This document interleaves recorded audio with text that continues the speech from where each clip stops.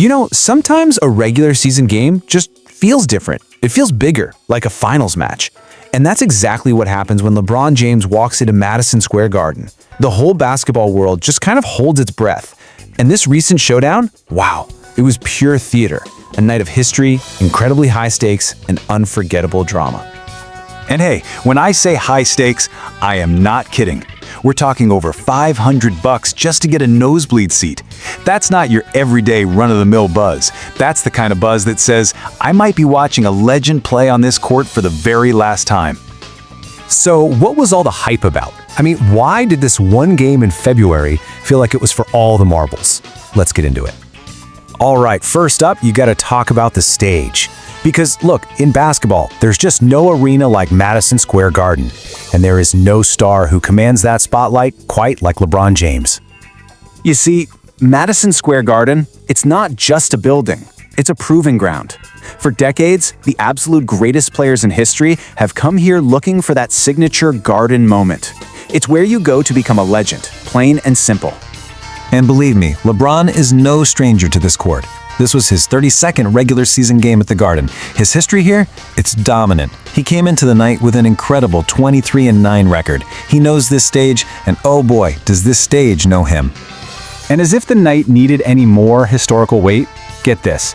Right before tip-off, it's announced he'd been selected for his 22nd straight All-Star game. That's an NBA record. So we're not talking about some veteran just taking a victory lap. This is a living legend still playing at the absolute highest level. But, you know, underneath all that excitement, there was this lingering question. Could this be it? LeBron hasn't said if his 23rd season is his last. So every single visit to a historic place like this, it just carries the weight of a potential farewell. You could totally feel that in the air. Okay, let's get to the game itself, because this was never going to be just the LeBron show. These Knicks are a tough, physical team, and they came ready to play. That first half was just a bruising, back-and-forth battle. Just look at how tight this was at the half, only a 4-point game. The Lakers had a tiny edge, but the Knicks were right there, answering every single punch. You could just feel the tension in the building, man. You knew the second half was going to be an explosion. And exploded it did.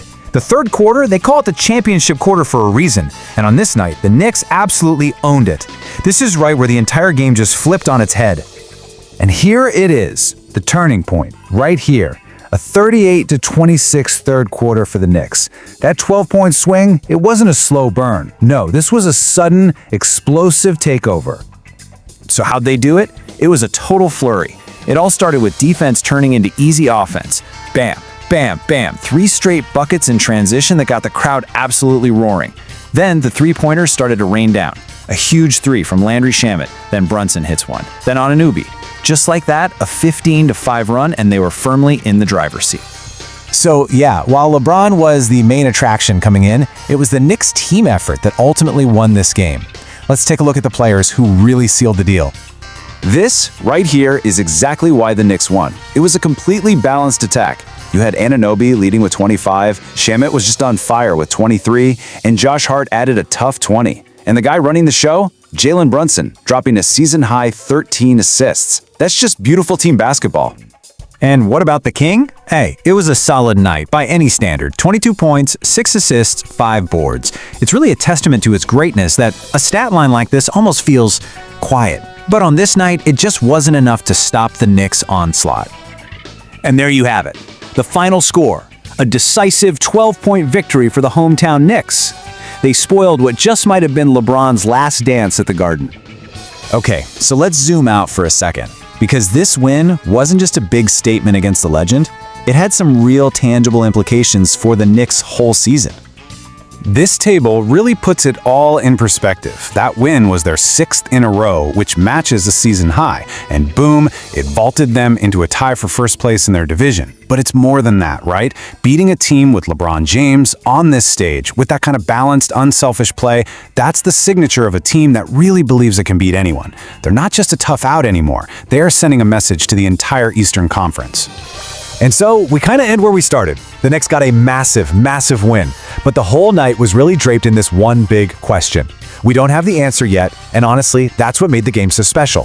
Whether it was a final chapter or just another classic battle, it was a powerful reminder that when the king comes to the Garden, you just have to watch.